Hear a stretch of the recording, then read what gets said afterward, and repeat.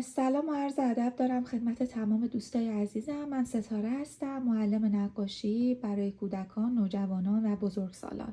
به کانال یوتیوب من خوش اومدین. اگر که عضو این کانال نیستین لطفا منو همراهی کنین تا هر روز بتونیم از نقاشی های قشنگ استفاده ببریم. بچه ها، من این نقاشی ها رو کشیدم. یکیشو به صورت هاشور کشیدم و یکیشو به صورت ضبط کشیدم و میخواستم که اینها رو من بهتون یاد بدم که چجوری میتونیم با استفاده از هاشور و ضبط نقاشی های قشنگی رو بتونیم بکشیم. ابتدا قبل از اینکه ما بتونیم اول همچین شکلی رو طراحی بکنیم، باید که بچه ها ما بتونیم که اصلا توی یک مربع یا توی یک مستطیل ما بتونیم نقاشی ها رو به صورت هاشور در بیاریم، بدون اینکه بیرون زدگی داشته باشه، بدون اینکه همه جاش یه دست باشه. باید لایت بدیم به قسمت های مختلف نقاشی، به قسمت های مختلف شکلمون. و من الان اینجا هستم که بهتون آموزش بدم که چجوری میتونیم این شکل ها رو طراحی کنیم. خیلی خوب.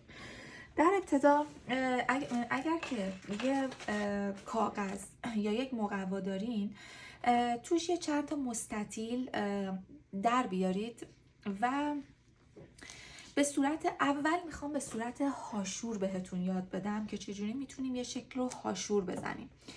ببینید، برای هاشور زدن ما باید به صورت ضبط باشه. برای ضبط زدن همون جور که از اسمش مشخصه باید به صورت ضبط بزنیم. ببینید به این شکل، بعد به صورت برعکس،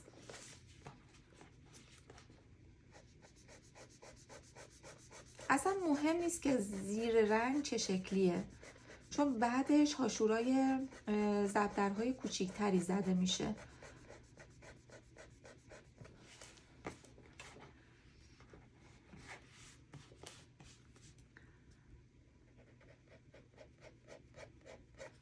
ببینید ضبط‌دراتون باید بچه ها حتما به صورت یک دست نباشه، یعنی باید هی جهتش رو عوض بکنید تا اون هاشور ما بتونه شکل خودش رو پیدا بکنه. ببینید من از هر طرفی دارم هاشور میزنم.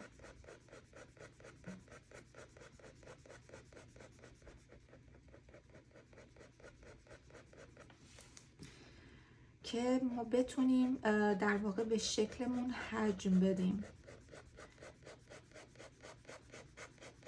همه جا هم نباید یه دست باشه بچه ها. بعضی جاها باید تیره باشه، بعضی جاها باید اون رنگ رو ما حفظ بکنیم، رنگ خود کاغذ یا خود مقوا رو. همه جا نباید به صورت تیره باشه. حالا منم رفتم این سمت، اصلا مرتب کار نمی کنم. ببینید از هر سمتی از هر قسمتی یه هاشور میزنم و نمیخوام که شکلم یک دست باشه. ببینید اگر شما اینجا دقت بکنین، این هاشورا اول این شکلی بوده. این هاشورایی که من اینجا زدم اول به این صورت بوده، بعد به صورت ریز ریز توشون کار کردم. ریز ریز که میگم یعنی این که کوچولو کوچولو اومدم این در واقع هاشورا رو من پوشوندم. اون هاشورای زیر رنگو که خیلی بزرگ بودن اومدم پوشوندمشون.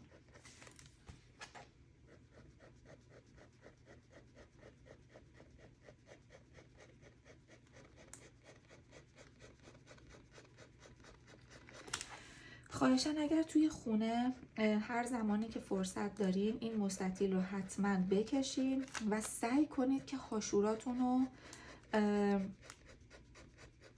به صورت ضبط‌دری و خیلی اولش اصلا مهم نیست. هاشور میتونه خیلی بزرگ باشه، خیلی نامرتب باشه، ولی وقتی که روی شکل اصلیمون میخوایم نشون بدیم، ببینید بذارید من یه سری دیگه در واقع هاشور بهتون نشون بدم.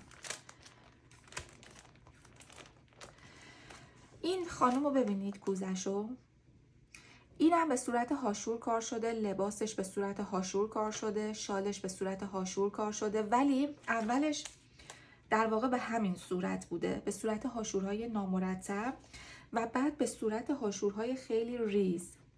ببینید خیلی که تمام این سفیدی ها بعضی جاها پوشیده بشه، بعضی جاها من سفیدی های خود کاغذ رو نگه داشتم، متوجه هستین؟ و در واقع اگر که باز داشته باشم مدل دیگه هاشور اینجا ندارم. این خانم اینم هست. این خانم رو با کلاه، ببینید کلاهش هاشوره، لباسش هاشوره و هاشورایی به صورت زبدر. این کاری که شما میبینید مثلا این به صورت زبدر نیست، این به صورت خطی من کشیدم، یا این خانم به صورت خطی، این قسمتش به صورت زبدریه ولی موهاش به صورت خطی کشیده شده. الان اگر که ما بخوایم مثلا اینا رو بکشیم، قبلش باید حتما بتونیم توی یک مربع یا توی یک مستطیل حتما شکلمون رو داشته باشیم. ببینید الان شما این قسمت کوچیک ها رو اومدین پر کردیم، الان میتونین مثلا پررنگ ترش کنید که نسبت این گوشه نسبت به بقیه جاها پررنگ تره.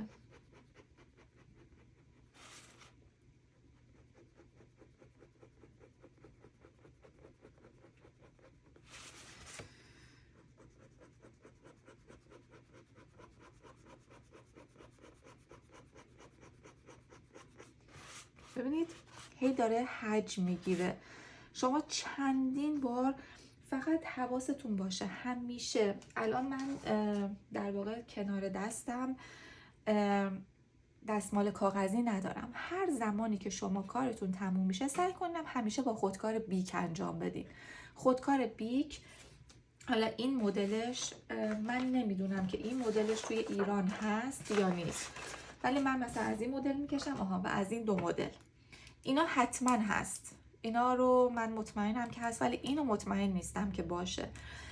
کلا هر هاشوری که میخواین بزنین برای اینکه شکل قشنگتر و طبیعی‌تر در بیاد همیشه با خودکار بیک بکشین و همیشه یک کلینکس یا کاغذ یا یک کاغذ توی دستتون باشه و همیشه سر خودکار رو موقع کشیدن پاک بکنین که جوهرش زیاد یه جا پخش نشه. الان دیگه من کارم رو دیگه تند میکنم.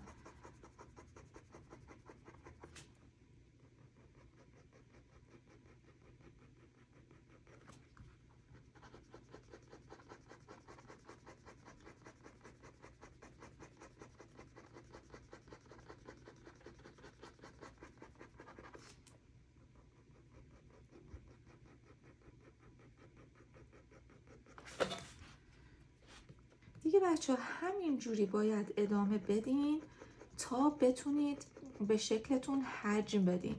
الان شما اگر که مثلا این در واقع اسب رو نگاه کنید، ببینید شاید من 100 دور به صورت زبدری من روی یک قسمت کار کردم، یعنی انقدر باید ببینید. به خاطر همینه که تونستم خیلی جاها رو تیره در بیارم، چون که قسمت های تیره شما باید خیلی وقت بذارین و خیلی روش مانور بدین. قسمت های روشن با یه مقدار مثلا زبدری زدن میتونین درش بیارین، احتیاجی نیست که روش مانور بدین یا مثلا خیلی روش تمرکز بکنین. ولی این قسمت ها حتما باید هاشورهای زیادی زده بشه. خب الان من این قسمت رو کار کردم. این قسمت رو شما این قسمت سمت چپ این گوشه رو توی خونه کار بکنید، هاشورهای زیادی بزنید و از من خیلی تیره ترش بکنید، خیلی تیره تر، چون قسمت گوشه معمولا همیشه از همه قسمت ها تیره تره. خیلی تیره ترش بکنید مثل اینکه اینجا به حالت سیاهی بزنه. و برای جلسه بعدی دوباره این مستطیل رو ما ادامه میدیم. مرسی که تا اینجا با من همراه بودین. ممنونم ازتون. روز و شبتون بخیر. فعلا خدا نگهدار.